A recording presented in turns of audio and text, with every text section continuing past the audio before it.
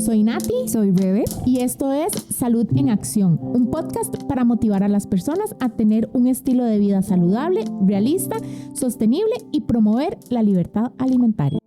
Hola, hola, bienvenidos a un episodio más de Salud en Acción. Yo soy Nati y hoy tengo de invitado especial al doctor Javier Calvo, que es endocrinólogo. Bienvenido, doctor. Un placer de tenerlo aquí. Muchas gracias, Natalia. Ahora conversamos que por dicha tenemos la fortuna de compartir bastantes pacientes, ¿verdad? Entonces, hoy va a ser como una conversación sobre qué es lo que estamos viendo en la consulta, qué es lo más común que nos toca atender. Sí, qué increíble, doctor, porque justamente el tema de hoy es resistencia a la insulina.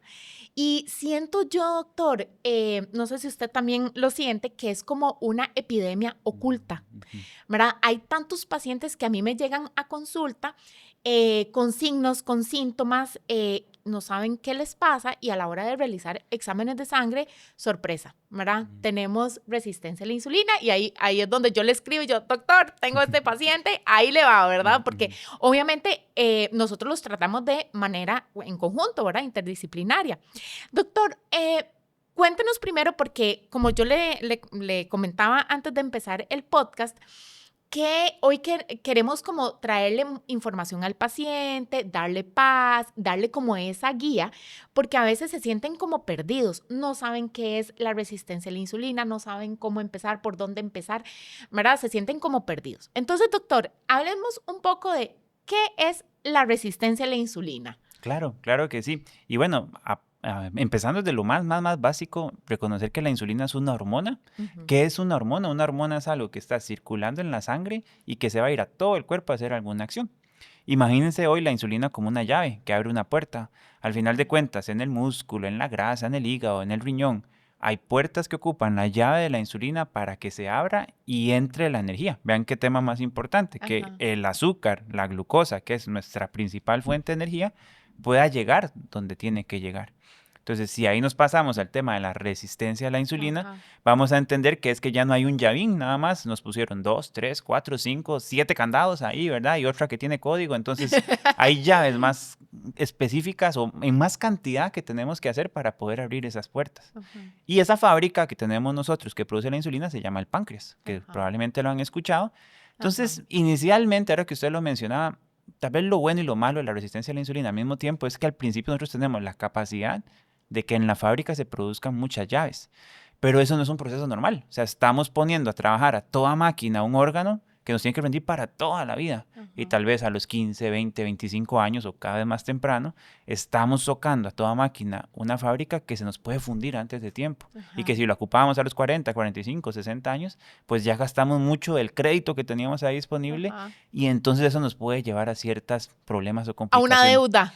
A una deuda que tenemos a veces que recurrir a algunas otras instancias para poder pagar, ¿verdad? Pero les decía que lo bueno de todo esto también es que si nos damos cuenta a tiempo es totalmente reversible. Que yo creo que esa es la buena noticia hoy, que si yo me entero que hay presencia, resistencia a la insulina, tal vez los exámenes todavía no me sale, el azúcar alto, bueno, hay muchas cosas que podemos hacer para evitar que eso avance. No, y podemos hacer muchas cosas antes de recurrir a la medicación, ¿verdad? Que en este caso, pues digo yo, la alimentación, el ejercicio, ¿verdad? Como cambiar ese estilo de vida, ¿es cierto?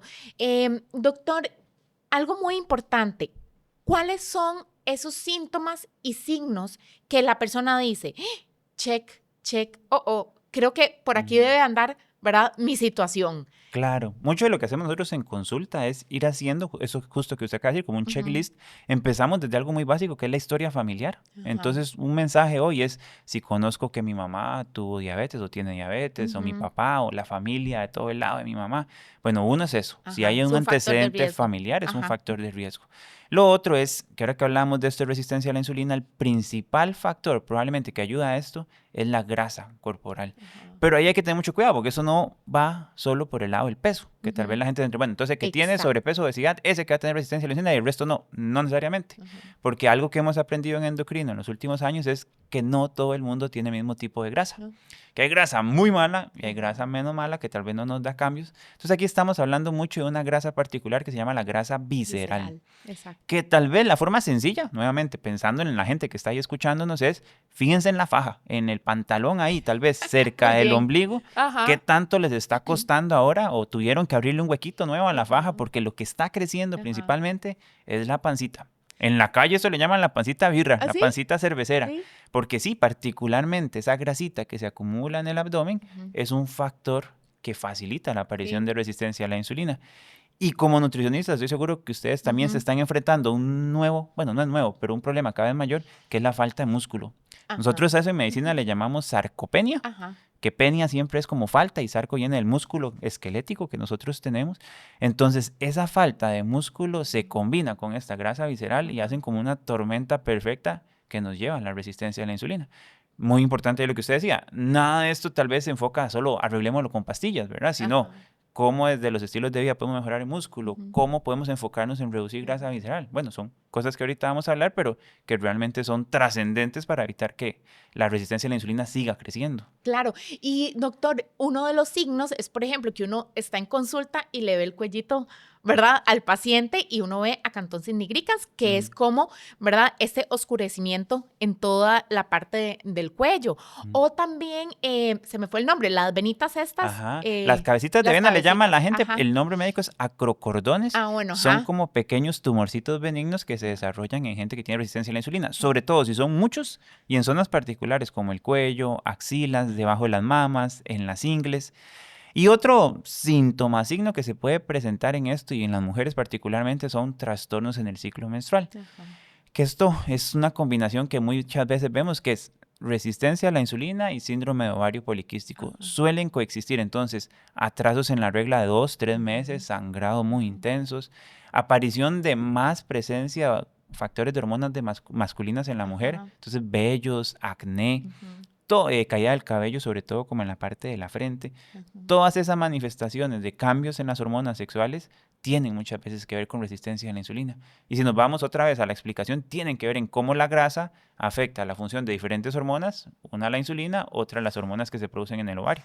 Y cómo también, perdón, doctor, y cómo también el aumento de masa muscular por medio de ejercicios de fuerza, ¿verdad?, ayudan mucho a sensibilizar la insulina. ¿Verdad? Esa palabra que está diciendo Natalia es muy importante. Lo contrario de resistencia a la insulina es tener una buena sensibilidad a la insulina. Entonces sí, mucho de lo que vamos a hablar hoy es cómo pasamos de un estado de resistencia a la insulina a un cuadro más de sensibilidad a la insulina. ¿Cómo mejoramos que la insulina pueda trabajar? Ahora Natalia es una palabra ahí que tiene que ver con plata, es como si estamos endeudados y cada vez pidiéndole al banco más crédito para tener más insulina, ¿cómo empezamos a pagar esos intereses para poder con menos plata poder usar menos insulina y que haga el mismo efecto? Es una cuestión de efectividad, de cómo hacemos que la insulina tenga menos estorbo en el camino para poder trabajar mejor. Y ahora algo que usted mencionaba, doctor, que el tema de peso, ¿verdad?, no está estrictamente ligado a la resistencia a la insulina, sino más bien la composición corporal. Porque podemos tener un peso elevado, pero si ese peso elevado es mucha masa muscular y la grasa, pues, por ahí anda bastante bien, pues no hay razón de temer. El problema es también cuando, por ejemplo, tenemos un peso adecuado, pero no tenemos masa muscular y la grasa está a tope y principalmente la grasa abdominal, ¿verdad? Que normalmente son, bueno, la relación cintura-cadera, que en hombres debe ser menor a 90 y en mujeres aproximadamente 85, 88 más o menos, ¿verdad? Sí, sí, sí. Son números que inclusive cambian según la raza de la persona, porque Natalia está dando ahí tips muy, muy, muy, muy importantes. No es lo mismo, por ejemplo, ser asiático, ser de raza negra o una persona caucásica. O sea, las diferentes razas tienen sus números. Por ejemplo, hombres y mujeres también hay diferencias en cómo se acomoda la grasa. Y lo más importante, porque ustedes muchas veces irán a una consulta de nutrición o fueron a una consulta médica y se quedaron, uy, no, bajé 1 kilo, subí 1 kilo, bajé 500 gramos, subí 500 gramos. no se fijen solo en eso. Ahora, por dicha, cada vez es más frecuente que en una consulta nutricional se pueda hacer algo que se llama una bioimpedancia, un Ajá. estudio de composición corporal. Entonces, fíjense ya más en el detalle. ¿Qué pasó con la grasa visceral? Subí masa muscular, estoy bajando masa de grasa. O sea, ya no nos quedamos solo con una foto de cómo está mi peso, sino vamos un poco más a fondo, y todo eso se complementa en la consulta de endocrino con exámenes de laboratorio, que muchas veces tal vez esta persona que se frustró porque no perdió todo lo que quería en cuanto a la balanza, pues se da cuenta uno que mejoraron exámenes de laboratorio, que el azúcar está mejor, que los triglicéridos bajaron, que subió el colesterol bueno, que la presión está más controlada. Entonces son tantos factores que hay que revisar, que creo que ahora hay todo un mundo que es dejar de ser pesocéntrico, dejar de estar obsesionado nada más con mi peso, sino qué otros factores de mi salud estoy mejorando. Incluso a veces llegan a consulta y yo les pregunto, bueno, dígame todo lo positivo que sentiste este mes. Y me dicen, Nati, mi digestión, ¿verdad? El tema también de la flora intestinal, la microbiota, que tiene que ver mucho también con la resistencia a la insulina. Y yo ya ganamos. Listo. Ya tuvimos algo, pero una mejoría, ya yo con eso estoy feliz. Y ya le empiezo como a contar todos los beneficios que nos va a llevar de tener una microbiota saludable, balanceada, ¿verdad? Entonces, o después me dicen, Nati, me siento menos inflamada, o he tenido menos antojos por lo dulce, o ya no tengo atraco. Todo eso que usted menciona, que no es alrededor del peso, ya es una ganancia impresionante, ¿verdad que sí? Claro, porque al final en este equipo de multidisciplinario, ¿verdad? Diferentes especialidades o disciplinas, lo que buscamos es mejorar la salud, ¿verdad? No mejorar solo un peso, sino que esto va más allá. Sí, porque es muy triste que desde que estamos chiquititos, ¿verdad? De nuestras generaciones, siempre es el tema de peso, peso, peso. Y yo todavía tengo pacientes, es como, pero no bajé. Y yo, no, ese número no lo vamos a ver. Veamos la composición, aumentaste mucha masa muscular. ¿Qué beneficio nos va a traer la masa muscular? Bueno, consumo más calórico a lo largo del día, evitar una resistencia a la insulina, el huesito, ¿verdad? Que es muy importante para evitar una osteopenia, osteoporosis a futuro, ¿verdad? Son tantas cosas que nos trae la masa muscular que a veces las personas dicen, no me importa, quiero bajar de peso, ¿verdad? Entonces, es un tema de que nosotros a través del tiempo, nada más logrando, ¿verdad? Esa repetición en todas las consultas, ya llegan a lograr entender que tal vez no, el peso final no es tan importante. Sí, es educar en la materia. Doctor, hablemos del hígado, ¿verdad? Que es un órgano tan importante en la participación, ¿verdad?, de la resistencia a la insulina. Cuéntenos por qué es tan importante o en qué interfiere el hígado directamente con la resistencia a la insulina. Claro, el hígado es probablemente uno de los órganos más importantes del cuerpo, pero tiene como una doble misión que es súper relevante, que es producir sustancias y limpiar otras. Entonces al final, véanlo eso, era como un gran filtro ahí que está dejando o haciendo lo bueno y descartando o desechando lo malo, ¿verdad? Y existe resistencia a la insulina propiamente en el hígado. Ahora, ¿eso cómo se come en sencillo? Hay como dos tipos de persona que puede tener cambios de resistencia a la insulina. Muchas veces lo que empezamos a ver en alguna gente, otra vez sin que tengan tanto peso elevado, es que empiezan a subir un poquito el azúcar en ayunas. Y eso es a veces muy determinado por nuestros genes, por la parte familiar. ¿De qué depende que uno produzca más azúcar de la cuenta mientras está dormido? De algo que se llama la gluconeogénesis, que eso en español y en sencillo es formación de nuevo azúcar por parte del hígado, que es el órgano principal en hacer esa azúcar nueva. Entonces hay gente que tiene como desacomodado ahí el control, ¿verdad? El regulador, y produce más azúcar cuando está dormida. Y eso tiene que ver con resistencia a la insulina y tiene que ver mucho con la parte hereditaria. Otra de gente delgada, que ni siquiera tiene sobrepeso o obesidad, por lo menos por lo normalmente evaluado, pero produce más azúcar. Entonces un hígado que está soltando más azúcar a la sangre, pues está diciéndole al páncreas, ahí le va azúcar, usted encárguese de controlarla, viene el páncreas y tiene que producir más insulina. Entonces, eso importa porque ya ahorita vamos a hablar un poco más de prediabetes y otras cosas, pero hay como dos tipos de gente que tiene prediabetes o un azúcar ya fuera del rango normal, que se empezó a subir un poquito. Gente que amanece con el azúcar alta, entonces ahí es donde estamos metiendo al hígado, gente que le produjo más azúcar de la cuenta, y gente que después de comer no tuvo tan buena tolerancia a los carbohidratos, se hizo un pico. De los dos, el más difícil a veces de bajarle es el que tiene el hígado produciendo más azúcar. No es imposible, se puede, pero como esto viene determinado genéticamente, tiene que ver mucho con nuestra herencia, a veces es más retador. Ahora, de lo positivo de todo esto, como hemos estado hablando, es que si yo logro controlar los otros factores que están alrededor del azúcar, tal vez ese azúcar solito que se me subió un poquito no me dio tanto problema porque todo lo demás estaba controlado. Pero sí, esa es como una parte del hígado, como un partícipe de toda esa resistencia a la insulina. Y lo otro es que él también es víctima de la resistencia a la insulina. Y una cosa que usted debe estar viendo todos los días en su consulta, que es la presencia de hígado graso. Ajá. No alcohólico, ¿verdad? Sí, Ajá. que ahí inclusive le han ido cambiando ahí el nombre, ahora le llaman enfermedad metabólica del hígado.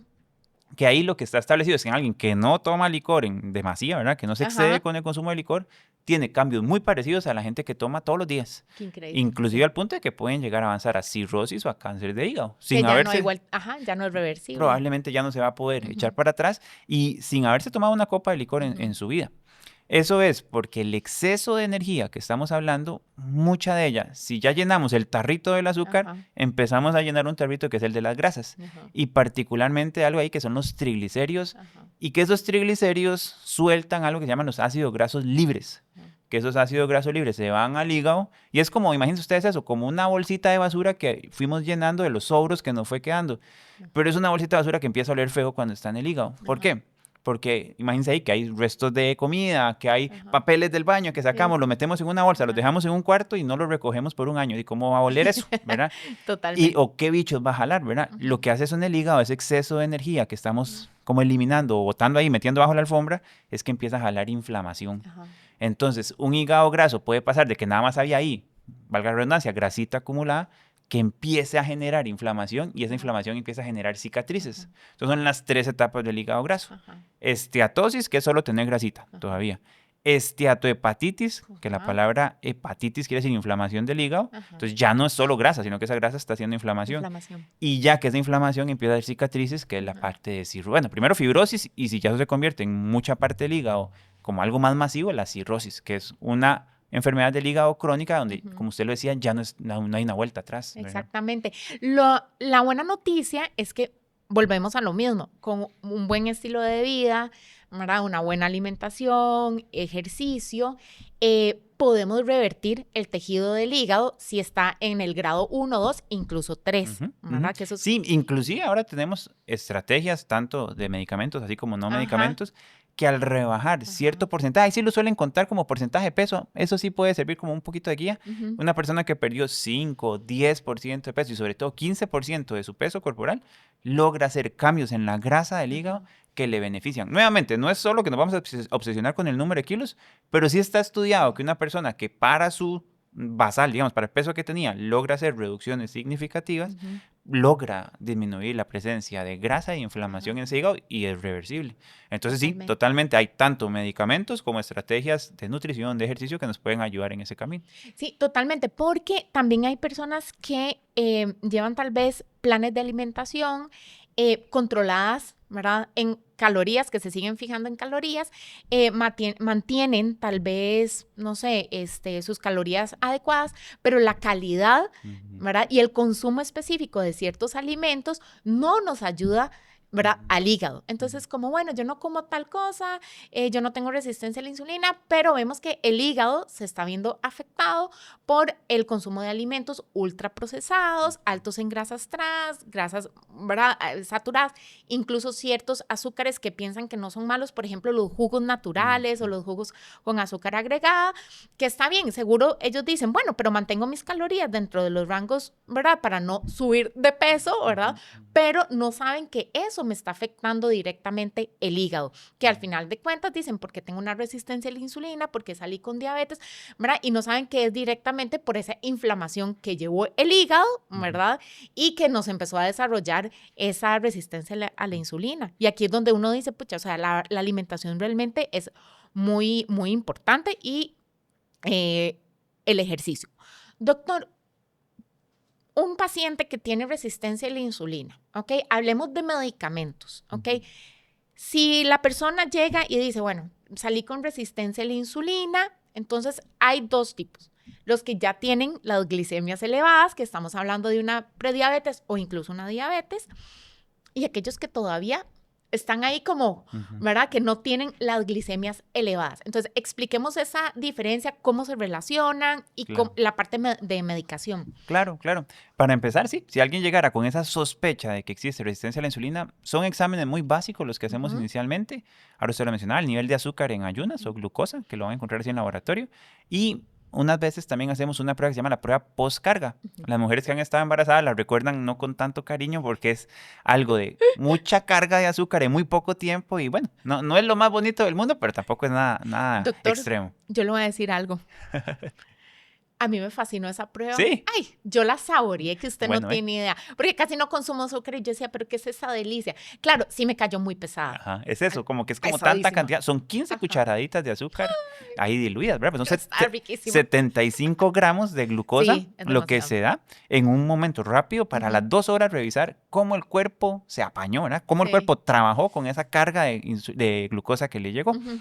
Ahí lo que medimos es si el azúcar está en la glucosa entre 140 y 199 nos da para prediabetes, si nos da más de 200 nos da para diabetes. Ahí estamos hablando de miligramos por decilitro. Entonces, esa es una prueba, la prueba postcarga se llama. La de ayunas, se las mencioné, pero no les dije los números, menos de 100 Ujú. es lo ideal. Si está entre 100 y 125 miligramos por decilitro, hablamos de prediabetes, y 126 y para arriba en 2 ocasiones ya damos el diagnóstico de diabetes.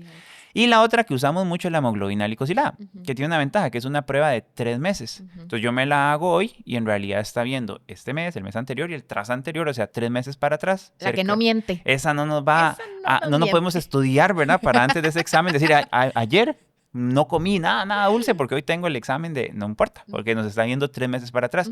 Ahí el único cuidado, eso siempre importante decirlo, si alguien tiene anemia, si lo transfundieron recientemente, si tiene, por ejemplo, ahora que estamos hablando del hígado, enfermedades del hígado avanzadas o del riñón, no es tan confiable la hemoglobina glicosilada, entonces tratamos de combinar.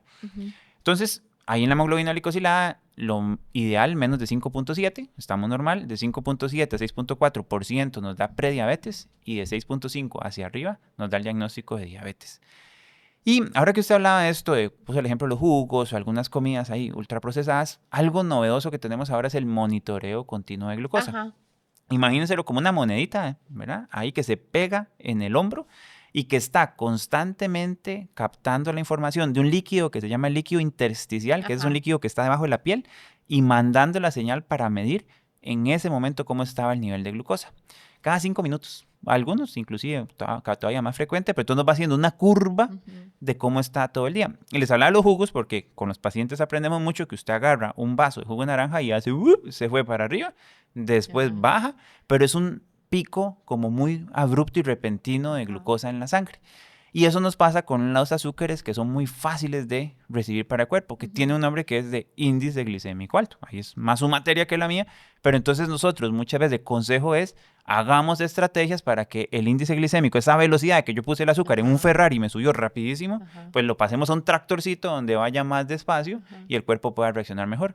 Cosas como la fibra, como el consumo de proteína, grasa saludable, también el hecho a veces hasta del orden de las comidas, cómo lo estoy haciendo, la temperatura, cómo preparé yo el alimento. O sea, son tantas variables que uno puede acomodar para que el cuerpo sepa responder mejor a esa carga de glucosa que llegó, que podemos modular eso. Doctor, y también algo, la carga glicémica, que entonces tal vez, para explicarlo muy fácil, es, si yo me tomo una taza de ese jugo, ¿verdad?, y me hizo un pico, ¿verdad? No solamente agregarle esos policías, ¿verdad? Como la fibra, la grasa, la proteína, sino también bajar la cantidad. Entonces, en lugar de una taza, tomarme media taza, incluso hasta un cuarto de taza.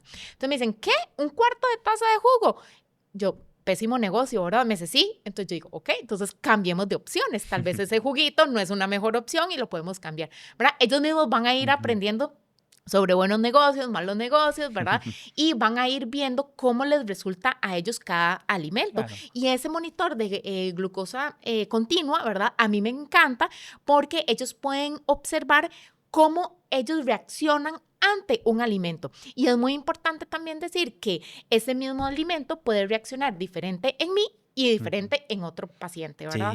Sí, porque nosotros somos buenísimos muchas veces para darle consejos a los otros. Vea, a mí me fue súper bien con el chan y la linaza. A usted le va a ir perfecto y le va a curar. Y bueno, cada persona responde tan diferente, ¿verdad? Totalmente. A los alimentos y eso es una muy buena forma de identificarlo. Exactamente. Y bueno, la pregunta que usted me hacía, entonces, según la categoría donde nos cayó cada persona, ¿qué hacemos? ¿Verdad? Entonces, tal vez aquí lo importante para la gente que nos escucha es entender que si les dijeron que tienen resistencia a la insulina, no les dijeron que tienen diabetes o prediabetes. No necesariamente, por lo menos. O sea, que hay un grupo grande de gente que tiene resistencia a la insulina, que todavía se la juega y tiene suficiente plata en el banco del páncreas para pagar la carga alta de producir insulina. Entonces lo logra. Tal vez no permanentemente, porque en algún momento puede ir avanzando, pero entonces de resistencia a la insulina podemos ir avanzando hacia prediabetes, que es como un estado de precondición de enfermedad, que no hemos llegado todavía a los números de diabetes, pero ya hay ciertos cambios que nos pueden molestar, como tener los triglicéridos altos, el colesterol bueno bajo, un poco alta la presión, lo del hígado graso que estábamos hablando, los trastornos de la regla. Entonces, tal vez el mensaje es que la gente se obsesiona y dice, bueno, me dijeron prediabetes, ya me están dando una sentencia y voy a ir a hacer el testamento, ¿verdad? Y no se trata de eso. Inclusive tal vez, capaz, y lo más importante no es la palabra prediabetes, sino entender todo lo que está pasando alrededor de mi salud y que yo puedo hacer cambios para revertir eso. Inclusive, cuando llegamos a diabetes, tampoco es que tenemos que ir a hacer el testamento, ¿verdad? Sino que ahí sí muchas veces vamos a hacer uso de medicamentos para poder controlar el azúcar, pero sí está estudiado que hay gente que logra revertir la diabetes si hace cambios muy significativos en su estilo de vida. Tal vez de medicamentos, hoy no nos va a dar chance de abarcarlos todos, pero de los más famosos, la metformina, ¿verdad? Ella está estudiada en el ambiente, sobre todo de prediabetes, es donde tiene la mayor evidencia, aunque inclusive gente con resistencia a la insulina, que todavía no ha subido los niveles de azúcar, sobre todo en mujeres, se ha estudiado mucho en temas de fertilidad, trastornos de la regla. El cuidado con la metformina, cuidado no, tal vez la consideración que tiene que tener la gente es que no se vale tomar dosis súper bajitas que al final no están haciendo ningún efecto. Ahí al final, si uno va a tomar muy poquito, mejor ni la toma y busca otra estrategia. Pero sí, las dosis de metformina que se han estudiado en rangos de resistencia a la insulina y prediabetes son altas, como de 1500, 1700 miligramos. 2 o 3 tabletas todos los días que se tiene que tomar la gente. De efectos adversos que pueden sentir, como distensión abdominal, gases, la sensación de estar abombado. Entonces, sobre todo digestivo. Y ahí hay ciertas recomendaciones, que tomarla con la comida, casi que en la mitad de lo que yo estoy consumiendo. Muchas veces la metformina va a traer en la marca XR. Eso significa que se libera más lentamente, entonces el cuerpo la asimila mejor. Otro tema con la metformina, es segura y se ha estudiado durante el embarazo, lactancia. Entonces, muchas mujeres que la tomaban antes y quedaron embarazadas se mantiene porque... Algo que tal vez no hemos tocado hoy es que gente con resistencia a la insulina tiene alto riesgo de diabetes gestacional. Eso. Entonces, todo lo que hagamos para prevenir la prediabetes nos ayuda para que haya menos casos de diabetes gestacional. Pero igual, ahí a veces tenemos que dar tratamiento.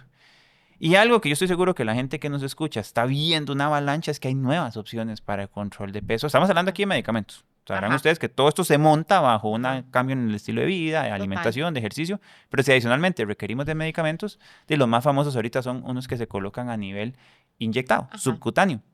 Que sí, hay medicamentos aprobados para pérdida de peso en el ambiente de resistencia a la insulina que han mostrado ser eficaces, que inclusive es curioso porque se inventaron para diabetes y se dieron cuenta que la gente que los usaba para diabetes perdía peso y cuando los empezaron a probar en gente con prediabetes y resistencia a la insulina se dieron cuenta que perdían más peso que los que tenían diabetes a las mismas dosis. Entonces ahí va.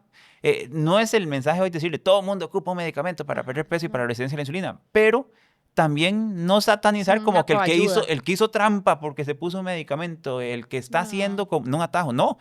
Ojalá, si vamos a usar una de estas estrategias, coordinemos a todo el equipo de salud para que desde nutrición, desde psicología, desde la gente que es experta en prescribir el ejercicio, podamos hacer todo un ambiente de soporte a la persona para que le ayude verdaderamente el medicamento. Pues no son mágicos, ¿verdad? No, y es que, doctor, yo le voy a ser muy sincera, ¿verdad? Porque hay tipos diferentes de sobrepeso. Hay sobrepesos emocionales.